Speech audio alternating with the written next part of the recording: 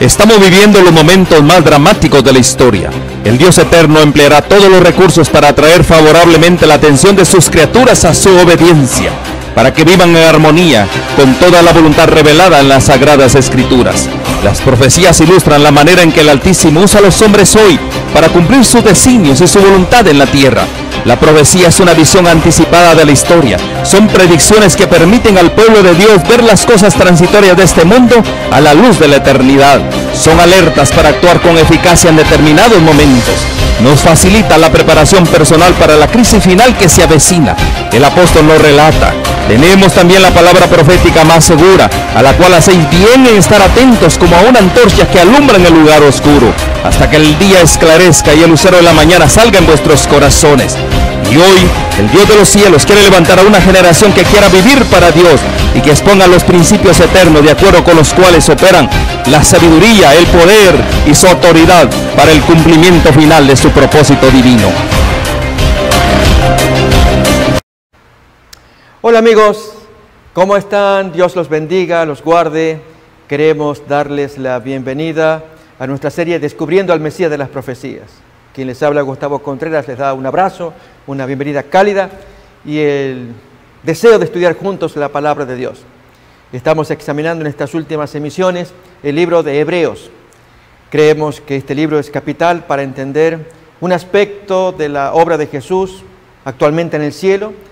Esto es el aspecto sacerdotal, su ministerio en el santuario celestial, un aspecto posterior a su obra en la cruz del Calvario. Ustedes saben que muchos cristianos se detienen allí en ese ámbito, en lo que Jesús hizo en la cruz, cumpliendo todas las profecías mesiánicas, pero hay más allá. El plan de salvación abarca diferentes momentos, diferentes aspectos en la obra de Cristo. Además de su intercesión, queda todavía por delante su retorno, la segunda venida, recoger a los santos y queda aún más todavía. Y es el juicio y castigo final de los pecadores, según revela Apocalipsis capítulo 20, el milenio. Otro tema sumamente interesante para estudiar. En esta ocasión estamos avanzando con Hebreos capítulo 6, recordamos aquello en que el apóstol Pablo dice, vamos adelante a la perfección. Y entendemos, de acuerdo a los textos que estamos examinando, que tiene que ver con la obra de Jesús en el santuario celestial.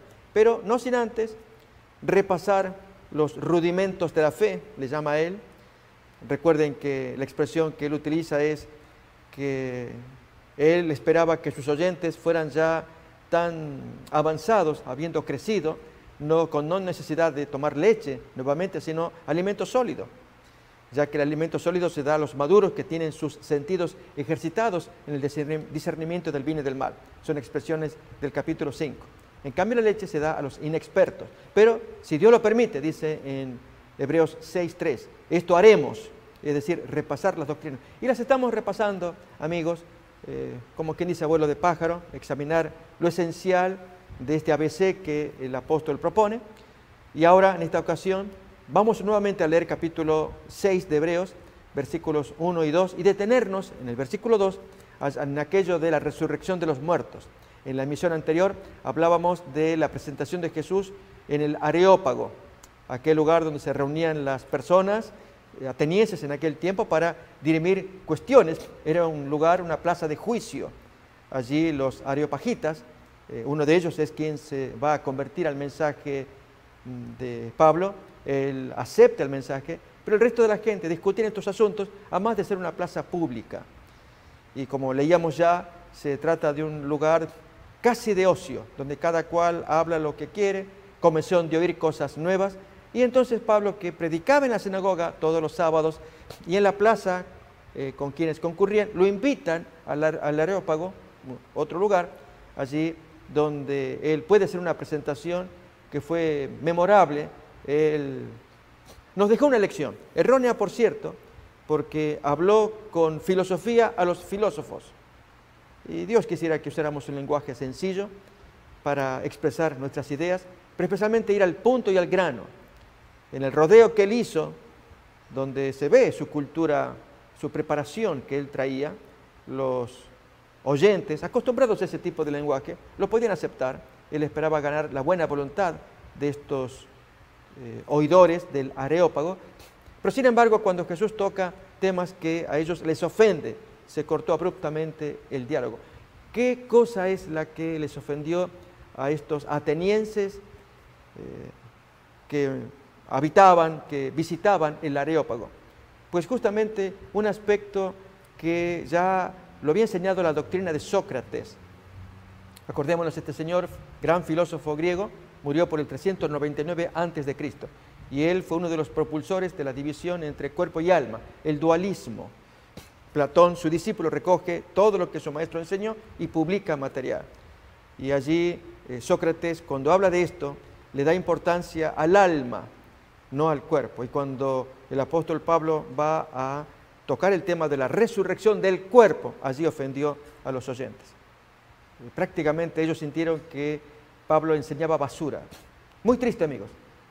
Ya cuando estemos leyendo vamos a comentar estas cosas para que veamos el tipo de lenguaje que el Señor quisiera que usáramos. Directo al grano. Vamos a exaltar a Cristo crucificado. Esto es lo que él enseña en Corintios, poquito después de dejar Atenas y viajar a Corinto.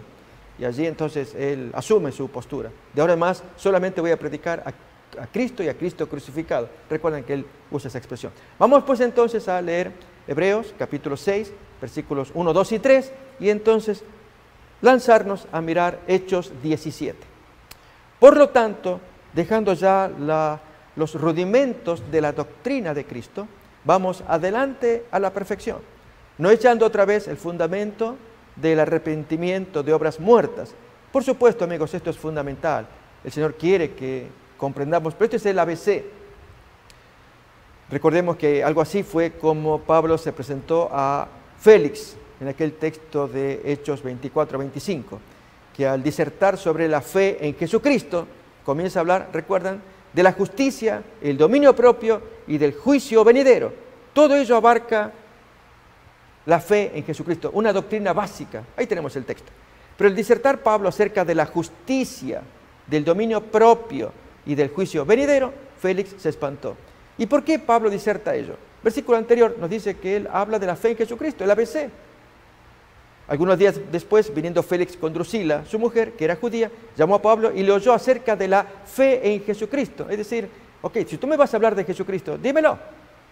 Y además de dar el ABC, Pablo avanza más al hablar del dominio propio, porque hay un juicio venidero al cual tenemos que rendir cuenta lo que hemos hecho en el cuerpo, con dominio propio o sin dominio propio. ¿Sí? Bien, en Hebreos capítulo 6, versículos 1 y 2, el 1 estábamos leyendo ahora, el apóstol habla del arrepentimiento de obras muertas, de la fe en Dios, dice al final, necesario para conocer más acerca del amor de Dios. Pero avanza todavía más con estos rudimentos de la doctrina básica del cristianismo. También la doctrina de bautismos, la imposición de manos. Y ahora, amigos, lo que queremos examinar es la resurrección de los muertos y el juicio eterno. Resurrección de los muertos. Bien, la experiencia de Pablo al hablar de Cristo resucitado con los atenienses, esto es lo que vamos a mirar ahora, ilustra la experiencia que hoy mucha gente en la actualidad entiende como una doctrina pasada de moda. ¿Quién cree que alguien haya muerto? ¿Quién cree que haya resurrección? La ciencia actualmente no habla de esas cosas.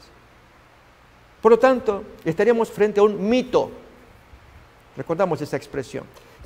Saben, los postulados de la ciencia actual enseñan que para que algo sea digno de ser estudiado, que sea científico, que se lo ponga a la mesa para estudiar, debe por lo menos tener dos condiciones básicas. Una, que haya tenido testigos.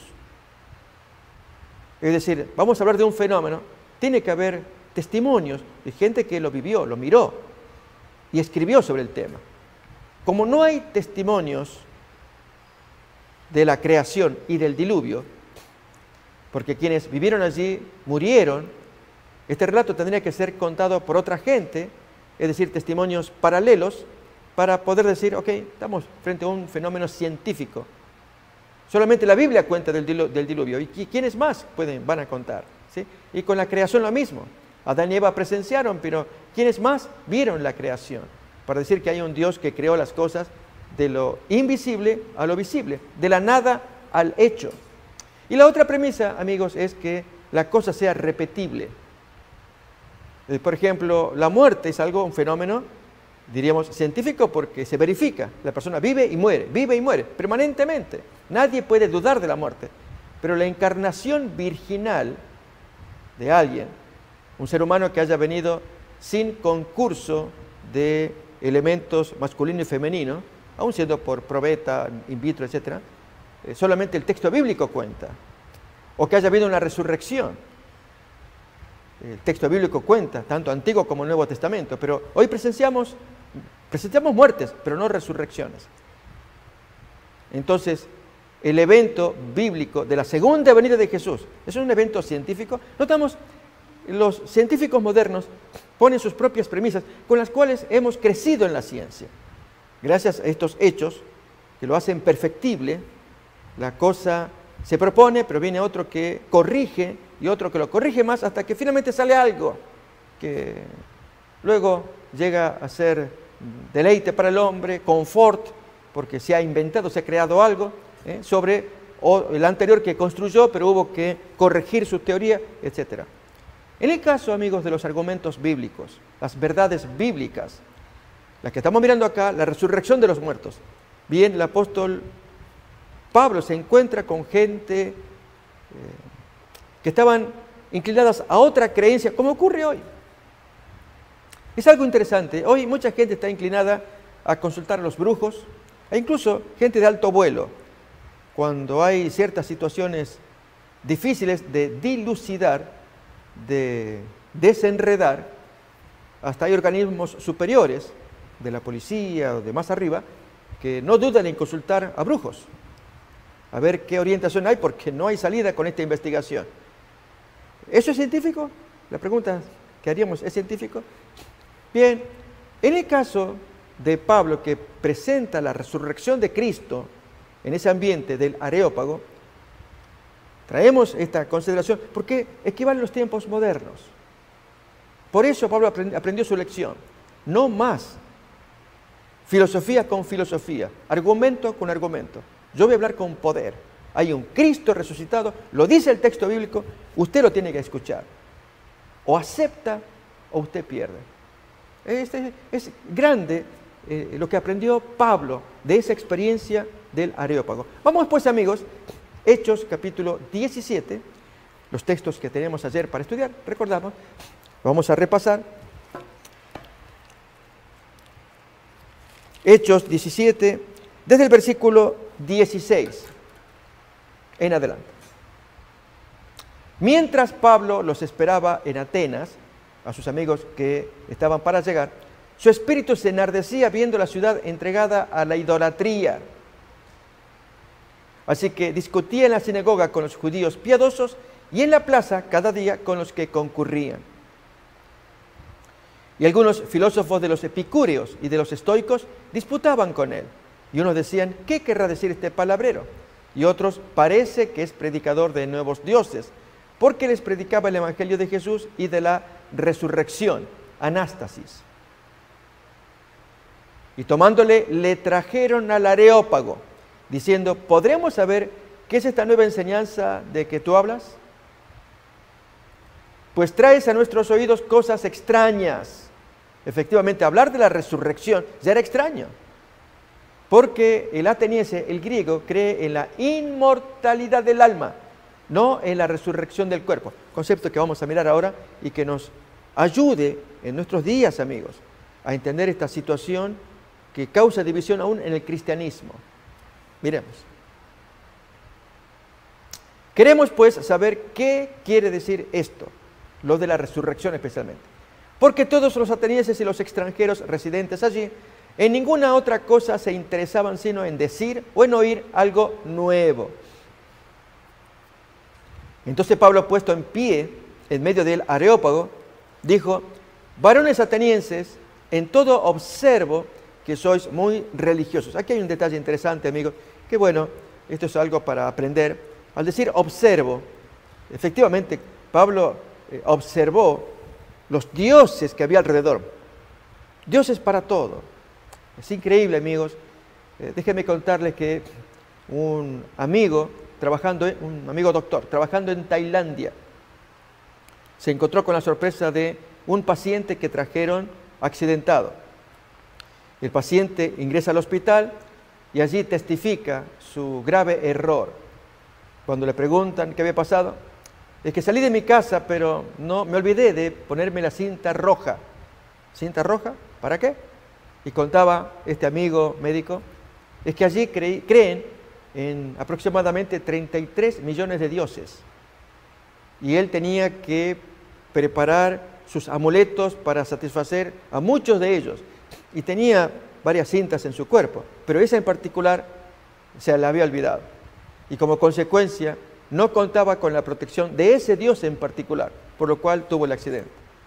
Amigos, vivir en la zozobra de que cada día que vivimos estamos en el temor de que alguna desgracia nos pase porque lo dicen las estrellas, lo dice el zodíaco, el horóscopo. Hay gente que vive de eso, tanto los que negocian como los que consumen.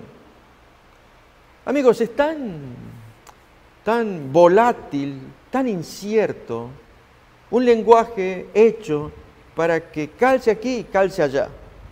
Cuando se dice allí que el horóscopo dice aquellos que son de Sagitario, y yo miro entonces mi signo zodiacal, yo soy de Sagitario.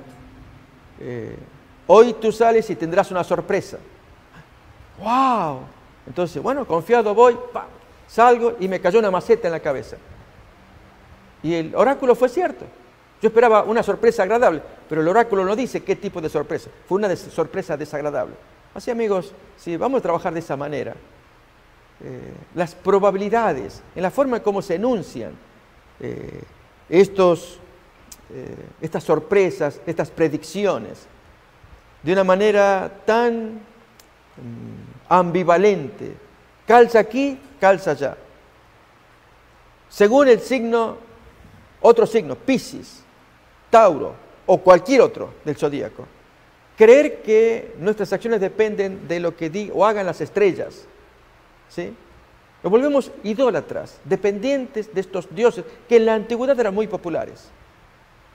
Hoy, en tiempos modernos, reconocemos que somos dueños de nuestras decisiones, aunque la palabra de Dios nos dice que hay otro dueño por encima, y es un usurpador, quien hace, promoviendo nuestras propias pasiones, hace que hagamos la voluntad de Él. Y el Señor quisiera que fuéramos libres de esa esclavitud, de este enemigo, y lo que Él produce, que es el pecado, la transgresión de la ley de Dios. Tal como Pablo enseña en Romanos capítulo 7. Miserable de mí, ¿quién me librará de este cuerpo de muerte? Notamos que la palabra de Dios trae un mensaje, una lección, y va en contra de este sentir de la idolatría. Bien, así también, en los tiempos de Pablo, frente a la idolatría que había dioses para todo. Si el dios del comercio, el dios mensajero, Mercurio o Apolos, el dios de la guerra, Ares en griego o Marte en romano, el dios de la agricultura, Minerva, y así sucesivamente, dioses para todo. De modo que uno tenía que estar bien en comunión con cada cual, no sea que ofenda a algún dios y nos perjudique. Cuando creemos estas cosas, amigos, nos convertimos en títeres de nuestras propias emociones, de nuestras debilidades, de nuestras susceptibilidades. Nos da miedo si vamos a dar un paso porque será que por mi signo zodiacal, Tauro y Géminis, o cualquier signo, que se me produzca algún daño. Bien, Pablo, mirando toda esta idolatría y los dioses que campeaban en aquel lugar, tuvo el tino, la inteligencia de mirar una estatua en particular que decía el Dios desconocido. Y entonces allí Pablo se le ocurrió su feliz idea.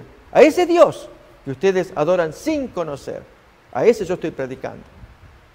Lógicamente no es que Dios pueda ser representado por una estatua, pero él aprovechó esa circunstancia. Noten la ignorancia de estos atenienses de aplacar a todos los dioses, rindiéndoles culto aquí, culto allá. Por eso estaba lleno de idolatría, de santuarios, allí mientras uno caminaba en las ciudades de Atenas. Pero había un santuario en particular, era anónimo, y allí podía entrar cualquier dios. Por las dudas uno mismo tributaba, por si uno se olvidó de algún dios, pues hay que quede representado ese dios al cual uno se olvidó. Y entonces allí aprovecha Pablo. Miremos el texto. Entonces Pablo, puesto en Areópago, dijo: varones atenienses, en todo observo que sois muy religiosos. Porque pasando y mirando vuestros santuarios, hallé también un altar en el cual estaba esta inscripción: al Dios no conocido. Al que vosotros adoráis, pues, sin conocerlo, es a quien yo os anuncio. El Dios que hizo el mundo y todas las cosas que en él hay, siendo Señor del cielo y de la tierra, no habita en templos hechos por manos humanas, ni es honrado por manos de hombres, como si necesitase de algo, pues Él es quien da a todos vida y aliento y todas las cosas. Y de una sangre ha hecho todo el linaje de los hombres, para que habiten sobre toda la faz de toda la tierra, y les ha prefijado el orden de los tiempos y los límites de su habitación, para que busquen a Dios si en alguna manera, aunque sea palpando, puedan hallarlo, aunque ciertamente no está lejos de cada uno de nosotros. Porque en Él vivimos y nos movemos y somos, como algunos de vuestros propios poetas también han dicho, porque el linaje suyo somos. ¿Saben, amigos, que aquí el apóstol demuestra conocimiento de la materia? Cita a dos antiguos poetas anteriores a Pablo, Epiménides y Arato. Y significa que él había leído. Y entonces, para poder agradar a esta gente, les cita: porque en Él nos movemos y somos. Y otro más que dijo: linaje suyo somos. Entonces, los oyentes entienden que este hombre está preparado. Pero recuerden, amigos, el apóstol Pablo utiliza un lenguaje del cual él después va a resentir y lo va a abandonar. Esa es la manera de predicar el Evangelio, usando lenguaje con lenguaje, el mismo lenguaje. Si es filosofía, yo voy con filosofía. Si es esto, yo voy también con esto. ¿Saben? Déjenme que se los ilustre. Hay hermanos, pastores, iglesias, que a la hora de evangelizar tratan de llegarle a la persona en el ambiente, el lenguaje, la cultura y la vestimenta de esa gente. De modo entonces que ellos nos vean a nosotros como que estamos al mismo nivel. La pregunta es si es válido actuar de esa manera, porque corremos el riesgo de rebajar el nivel del mensaje, el poder del mensaje, con tal de que esta persona me entienda y lo acepte con el ropaje agradable con que lo estoy vistiendo. Un ejemplo: en algún lugar ocurrió que el pastor entrenó a sus jóvenes misioneros para evangelizar allí a la salida de un estadio de fútbol, de un estadio de rock, de un estadio de rock era. Y entonces los chicos fueron vestidos a lo rockero. El pastor los había instruido. Por lo tanto, se pintaron, parecían tatuados, el lenguaje. Poco faltaba que fumaran, pero no. Entonces, y era repartir volantes cristocéntricos, muy bonitos volantes. Y los chicos tenían que dispersarse en la salida, o sea, en la entrada al teatro, mientras estaban pagando sus entradas, esperando el momento para poder ingresar al concierto de rock. Y entonces, esta experiencia la tuvo un pastor quien contó de ella, que sus jóvenes misioneros fueron entrenados. Y lógicamente, los otros rockeros fueron al concierto para eso, miraban a estos cristianos, pero no los distinguían como tales, porque estaban vestidos iguales. Parecían tatuados con alguna piercing aquí en la oreja, su pelo, miren los rockeros. Y el lenguaje también. Y los chicos cristianos decían a los otros, hey amigos, les queremos dar acá algo para que ustedes también vean. Esto sí que me pone high. Un lenguaje que se usa en drogas también. O sea, me tira para arriba. Los otros miraban, ¿de veras? ¿Y esto qué es? Y entonces le entregaban un volante, o un librito, un tratadito. Oh, bueno, y los chicos amables, tanto nuestros jóvenes cristianos como los muchachos rockeros que estaban por entrar. No había prejuicio, porque estaban en lo mismo, parecían pájaros del mismo plumaje, podemos decir. La pregunta es lícito? ¿Está correcto? Habrá algunos que sí, que dirán, por supuesto, hay que penetrar a esos jóvenes, porque si tú vas vestido de corbata, camisa, con un traje, como cristiano, los chicos de rockeros te miran y no me interesa, no quiero saber nada, no. Porque están metidos en lo suyo. Es cierto, amigos, pero recuerden, corremos el riesgo de rebajar el mensaje, ¿sí? De hecho, hay un video por allí que cuenta de un pastor que se disfrazó como tal y se pintó como rockero. Y entonces él estaba en la entrada del teatro donde un pastor iba a dar conferencias. Y vinieron los hermanos. Entonces él como rockero, imagínense el atuendo que tenía. Y entonces se pone para ver si puede entrar y allí, sabiéndolo el señor de la boletería, quienes atienden la entrada, decían, no, se acabaron los boletos. Era con toda intención, se acabaron, no hay más boletos. No me diga, yo necesito escuchar la palabra de Dios. Y estaban los jovencitos cristianos alrededor, pero no había mucho interés. Los chicos tenían como una especie de repelencia, ¿sí? Imagínense cuando uno va vestido de esa manera. Noten así. Son imágenes, amigos. Y sin embargo, les tenemos que evangelizar. O alguien dijo que no. Es gente que necesita escuchar nuestro mensaje. Ahí tenemos el título del video. Ustedes pueden ver ahí, nuestro siervo lo puso. Un pastor que se disfrazó para poder entrar allí. Ahí está. Este es el pastor. Ese es el pastor, precisamente. Y ahí están grabando. Y finalmente, cuando da las conferencias, después os cuento, amigos. Ustedes tienen así el título para mirar si quieren, porque deja una lección. No voy a decir que promoverlo, yo hablo que reflexionemos nada más, pensando en lo que le pasó a Pablo. Y es que luego de que el pastor intentó entrar y no podía, ninguno de los jóvenes mostraba interés en compartirle la entrada, hasta que finalmente una jovencita, tierna, 15 años quizás, con una amiguita, ella se solidariza, le dice, ¿usted quiere escuchar? Yo necesito escuchar la palabra de Dios. No, está bien, yo le doy mi entrada. Pero tú, ¿cómo vas a entrar? No, yo voy a estar conforme con que usted entre. Oh, muchas gracias. Muy tierna la muchachita. Y le entrega, entonces entran juntos, él le dice allí, pide permiso, yo quiero que entre ella también. Sí, está bien que entre, con la amiguita. Y entonces entran, se sientan, y entonces la gente lo mira, y el hombre luego desaparece. Y en la presentación dicen, y ahora tenemos al pastor que nos va a dar la conferencia. Y el mismo hombre que estaba disfrazado, ahora ya se puso su ropa normal. Y felicitó a la muchachita, ella emocionada, ni sabía, era un experimento. Amigos, hay varias cosas para aprender. Primero, estamos en un mundo muy complicado, muy complejo, al cual hay que evangelizar. Hay que predicarle del amor de Cristo.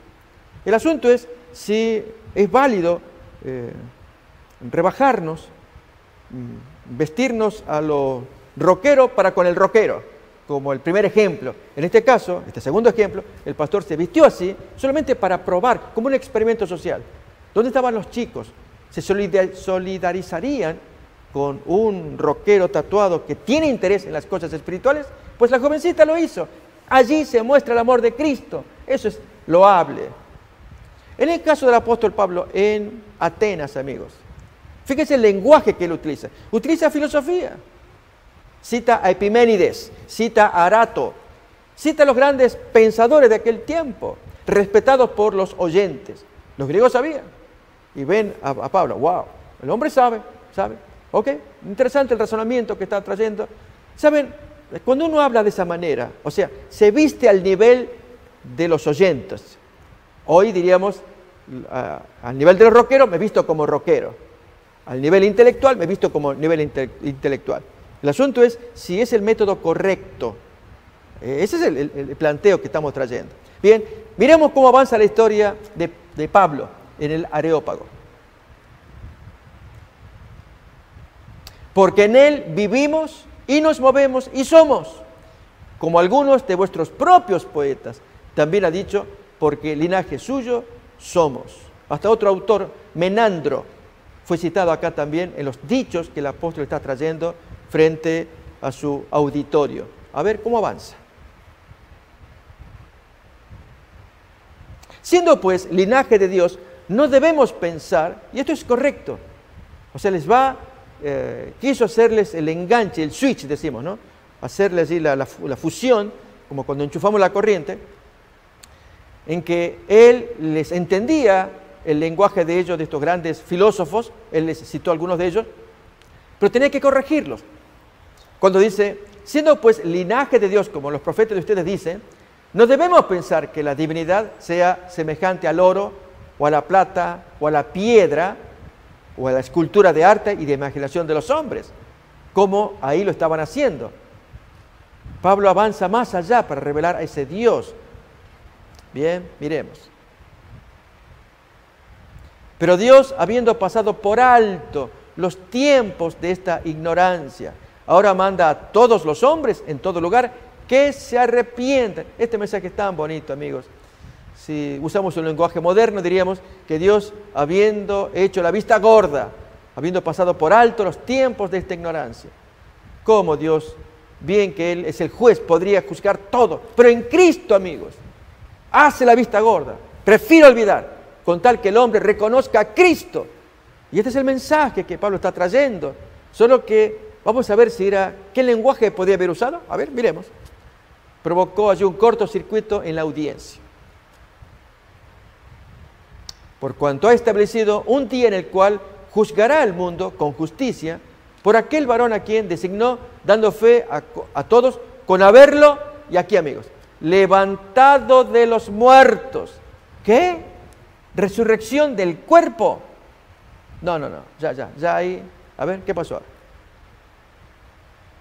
Pero cuando oyeron lo de la resurrección de los muertos, es decir, la resurrección del cuerpo, los atenienses y los griegos en general minimizan el valor del cuerpo para dar importancia al valor del alma, en ese dualismo, en esa división que hacen de cuerpo y alma.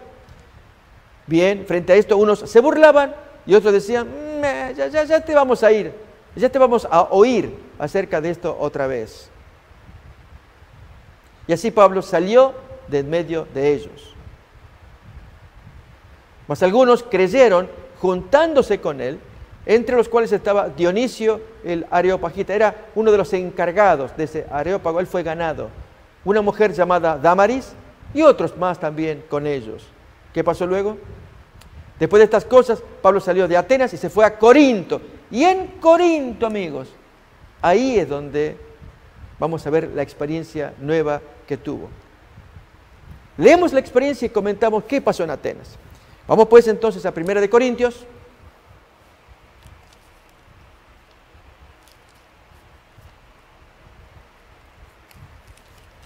Capítulo 2, versículos del 1 al 5. Así que, hermanos, cuando fui a vosotros para anunciaros el testimonio de Dios, no fui con excelencia de palabras o de sabiduría como lo había hecho en Atenas, al revelarles el conocimiento de los otros grandes filósofos. Y un argumento de palabra interesante, pero era mostrar cultura a la cultura. ¿Y será que así vamos a convertir? ¿Ese es un método efectivo para convertir? A la cultura le doy cultura, a la filosofía le doy filosofía. Al rockero me visto de rockero. Bien, miremos. Así que, hermanos, cuando fui a vosotros para anunciaros el testimonio de Dios, no fui con excelencia de palabras o de sabiduría, pues me propuse no saber entre vosotros cosa alguna, sino a Jesucristo y a este crucificado. Y estuve entre vosotros con debilidad y mucho temblor. Y ni mi palabra, ni mi predicación fue con palabras persuasivas de humana sabiduría, como lo había hecho en Atenas, sino con demostración del Espíritu y de poder, para que vuestra fe no esté fundada en la sabiduría de los hombres, sino en el poder de Dios.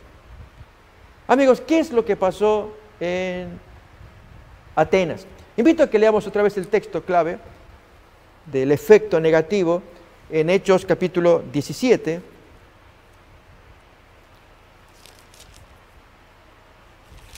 Allí en el versículo 32. 31, pero 32 es el clave. Pero cuando oyeron lo de la resurrección de los muertos, allí se acabó la simpatía. ¿Por qué? Amigos, hasta el día de hoy, esta enseñanza antigua ha penetrado y debiéramos ser muy cuidadosos porque para el tiempo del fin va a ser absolutamente clave para que el enemigo, Satanás, haga colar su influencia, sus teorías, sus tentáculos para arruinar vidas humanas. Y es la noción de la inmortalidad natural del alma. Esta creencia, la inmortalidad, contra la creencia bíblica de la resurrección del cuerpo. Son dos cosas distintas y opuestas. O creemos en la inmortalidad del alma o creemos en la resurrección del cuerpo. Ambas cosas no pueden estar juntas. Les doy un ejemplo. ¿Cuántos de ustedes, amigos, no tendrán sus amados parientes que fallecieron? Y decimos, mi abuelita está en el cielo, me está mirando, ya Dios se me la llevó. O mi hijo está en el cielo, es una estrellita que está mirando, etcétera. Frases muy bonitas. Amigos, y por supuesto, no es ninguna intención de desmerecer o afectar el sentimiento de nadie. Estamos hablando de los argumentos bíblicos. La palabra de Dios enseña no que cuando la persona muere sigue viviendo. La persona cuando muere, muere, esperando la resurrección para vivir otra vez. En este sentido, se llama esta enseñanza la inmortalidad condicional, no inmortalidad natural o inherente. Esto es, cuando la persona muere, es inmortal. El alma es inmortal. Una creencia que ha campeado. No, amigos, esta creencia no es bíblica. Ahora vamos a gastar unos momentos para comentar acerca de ello. Esta creencia es extraña. Viene de la antigüedad. Viene aún desde la misma creación con el argumento que Satanás le dio a Adán y Eva. Y que aún el mismo texto bíblico lo refuta. Pero luego, con el paso de los siglos, esto fue ganando en muchas civilizaciones. La creencia de que cuando la persona muere, continúa viviendo. No puede ser que la vida humana, que es tan preciosa, la vida humana vale más que las cosas materiales, o aún la vida vegetal o la vida animal. Que la vida humana, cuando muere, se quedó en la nada. ¿Cuál es el propósito entonces de la existencia del hombre? Y allí vienen los razonamientos o filosofías, para luego entonces llegar a postulados como el de los egipcios o de los griegos, que son los dos más grandes referentes que tenemos de la antigüedad. En el caso de los egipcios, ellos creían en la supervivencia del alma. Esto es, la persona cuando muere sigue viviendo. De allí entonces que cuando moría el faraón, se mataba al resto de la generación de ese faraón para que lo acompañaran en ultratumba. A la esposa, las criadas, los criados, los animales. Y se le ponían los tesoros para que el muerto, él pudiera heredar la vida eterna y toda la parentela y la servidumbre le acompañaran en el más allá. De hecho, amigos, el libro egipcio de los muertos narra del estado de la inmortalidad del alma. La persona muere, recuerden que ese libro es el más antiguo de la humanidad, más antiguo que la Biblia, y un libro que está accesible para poder leerlo, aún en español, hay traducciones ya hechas en español, y uno lo puede tener. El argumento justamente favorece la noción de la inmortalidad del alma. Esto es, el egipcio moría y el libro de los muertos le prometía, si el hombre lo estudiaba a tiempo, todos los recursos para que cuando él fuera de camino en la canoa por el río de la muerte, ahí tenemos el libro egipcio de los muertos, ilustrado también, está bonito para aprender, fuera con la canoa por el río de la muerte hasta enfrentar el tribunal de los 3 grandes dioses y responderles a ellos con ciertos trucos a preguntas que ellos iban a hacer del tipo de vida que uno llevó acá en la tierra. Y al responderles sabiamente, según los consejos que da el libro egipcio de los muertos, se sortea, se evita allí esas preguntas punzantes, se obtiene la victoria y la persona entonces, el alma, hereda el paraíso. ¿Sí? Notamos que allí está la noción de la inmortalidad del alma en el mundo egipcio. En el mundo griego, amigos, exactamente lo mismo. Pensemos en las 2 grandes epopeyas escritas por Homero, como es la Ilíada y la Odisea. En el caso de la Odisea, en el capítulo 11, mientras el héroe Ulises, él está regresando a Ítaca, después de la guerra tenida en Troya o Ilión, por eso se llama la Ilíada, que es el primer tomo, narra todos los sucesos del caballo de Troya, recuerdan, allí, y la victoria tenida por los griegos contra los troyanos. El segundo tomo es la Odisea, escrita por Homero, trata las andanzas del Odiseo, que es Ulises. Odiseo se dice en griego, Ulises en latín. Y entonces, hasta hay una película, amigos, varias películas, que uno puede mirarlas y aprender un poco de la cultura antigua. Pero especialmente una de las últimas películas, sale allí lo que el capítulo 11 cuenta, cuando Ulises, mientras va de camino a Ítaca, él quiere consultar a un muerto, a su amigo Aquiles. Y entonces la forma de hacerlo es hacer un sacrificio, allí una cabra que tiene que ser muerta, la sangre abre la tierra y él baja, allí Ulises, es un mortal como nosotros, baja y entonces mirando allí las sombras, son seres que viven, son las almas, pero no sienten, no gozan, están allí en ese mundo. Y entonces ahí ubica a Aquiles y dialoga con él para ver qué plan, qué le puede sugerir para poder llegar exitosamente a Ítaca. Y cuando le dan los consejos, aparece la mamá de Ulises contradiciendo. Dijo, ten cuidado. No, mamá. Y ya Ulises con ello descubre que su madre había muerto también.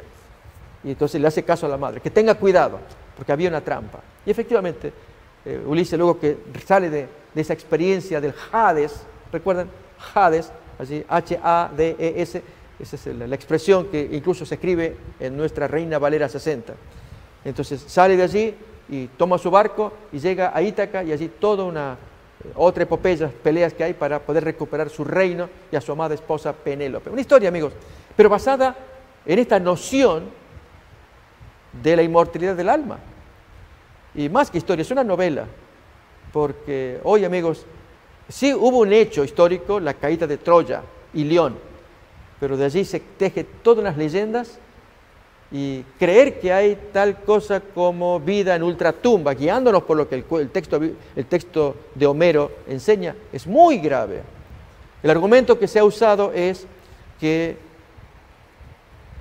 los textos bíblicos hablan de Hades.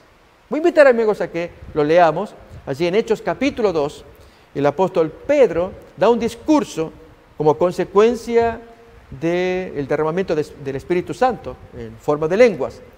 Y la gente queda asombrada. ¿Cómo galileos están hablando en otros idiomas? Y entonces Pedro toma la palabra y da un muy fuerte sermón, muy bonito, pero hay ciertas expresiones de ultratumba. Vamos a invitar a leerlas. Hechos capítulo 2, vamos a leer versículo 25. Vamos a gastar un tiempito, amigos, en aprender más sobre esto, porque tiene que ver con la resurrección de los muertos. ¿Por qué Pablo fue rechazado en Atenas, excepto unos muy poquitos, por la noción mayoritaria de la inmortalidad del alma? Una noción antibíblica, contra la bíblica de la resurrección del cuerpo. No es lo mismo. Leamos el texto bíblico, Hechos capítulo 2, versículo 25 en adelante, porque David dice de Jesús, probando Pedro la realidad de Jesús, Yo veía al Señor siempre delante de mí, porque está a mi diestra, no seré conmovido. Por lo cual mi corazón se alegró y se gozó mi lengua, y aún mi carne descansará en esperanza, descansará, esperando la resurrección. Porque no dejarás mi alma en el Hades, ni permitirás que tu santo vea corrupción. Me hiciste conocer los caminos de la vida, me llenarás de gozo con tu presencia. Varones hermanos, ahora va a comentar ese salmo. Se os puede decir libremente del patriarca David que él murió y fue sepultado, y su sepulcro está con nosotros hasta el día de hoy. O sea, él está con nosotros, el finado está con nosotros. Pero ¿quién es ese del que habla que no dejaría su alma en el Hades? Bien, versículo 30. Pero siendo profeta y sabiendo que con juramento Dios le había jurado que de su descendencia en cuanto a la carne levantaría al Cristo para que se sentase en su trono, viéndolo antes, habló de la resurrección de Cristo, que su alma no fue dejada en el Hades, ni su carne vio corrupción. Como consecuencia de esta lectura, amigos, allí muchos autores cristianos leen con anteojos de la mitología de Homero, de la Odisea, alma Hades, porque en el capítulo 11 Ulises tiene esa experiencia, va a ver las almas que están en el Hades, que es la sombra allí de los muertos, donde viven, hay fuego, pero más abajo está el Tártaro, ese sí es el infierno propiamente. Bien, él mira, y entonces acá lo mismo, que David miró que Jesús, su alma, no sería dejada en el Hades. Pero amigos, aquí el gran error que se comete al comparar Hechos capítulo 2, texto de Pedro que estamos leyendo, con la Odisea y la mitología griega en general, es que las palabras, siendo las mismas, alma y Hades, las mismas en Homero, las mismas en el Nuevo Testamento, las mismas en la Septuaginta, que es la traducción griega del Antiguo Testamento hebreo, donde ahí también aparece la palabra alma y Hades. Psique en griego, alma, y Hades, que significa sepulcro. El asunto, amigos, es que el apóstol Pedro no tiene en mente, en la cabeza, la experiencia del capítulo 11 de la Odisea. Lo que tiene en mente es el texto del Salmo leído de la Septuaginta que traduce al hebreo. Amigos, es la misma lengua griega, pero que para la mitología le dan un sentido más allá, pues asunto de ellos. Me dejan que se los ilustre, amigos. Cuando yo vine acá a este país, prediqué un sermón, tenía un amigo cubano, muy linda gente, amigos, un argentino que llega acá y se rodea de amigos, conocí amigos, cuánta gratitud, que cuántos amigos fueron tan benignos conmigo y mi familia. Y este amigo cubano, ahora fallecido, él escuchaba mi sermón, me gusta, quiero aprender hasta el lenguaje del tango argentino, porque hay frases que se dicen, se ríen, yo no entiendo, y ahí charlábamos amistosamente. Pero en aquella ocasión, cuando di mi sermón, usé una ilustración, y dije que mi hija era mi bichito de luz, como la luciérnaga, un bichito de luz. Y usaba esa expresión, una ilustración del sermón. A la salida, este hermano me corrige, me dice, pastor, no digas más así. ¿Decir qué? La palabra que tú dijiste, te suena feo. No entiendo, ¿qué me quieres decir? Y a él no le salía, no lo podía pronunciar. Porque bichito, para él, en su lenguaje cubano, representa el aparato masculino. Yo nada que ver en mi cabeza. Pero él dice, usa otra palabra, esa no. Amigos, ¿no les ha pasado a ustedes? Hay palabras que usted en su idioma, o en su país, en su cultura, si es mexicano, guatemalteco, si es salvadoreño, si es paraguayo, la lengua en que nos movemos todos nosotros, la cultura, el país de donde procedemos. En su país significa una cosa, en otro país significa otra. Aquí se usa la palabra cachucha para hablar de la gorra. En Argentina tiene otro significado, y no lo voy a decir. Notamos, con el griego pasaba lo mismo. La palabra Hades, que es sepulcro en el hebreo, pero al traducirlo al griego, que era el inglés de aquel tiempo, se pone Hades para decir sepulcro. Pero aquí que Hades en la mitología significa allí donde los muertos, las sombras, los muertos son muertos pero como sombras, no tienen cuerpo, se mueven en medio de fuego. Ahora bien, si yo, Pedro, estoy leyendo el texto y voy a decir esas palabras, alma, ¿yo me estoy refiriendo a Homero o me estoy refiriendo a la Septuaginta? Si estoy citando de la Septuaginta.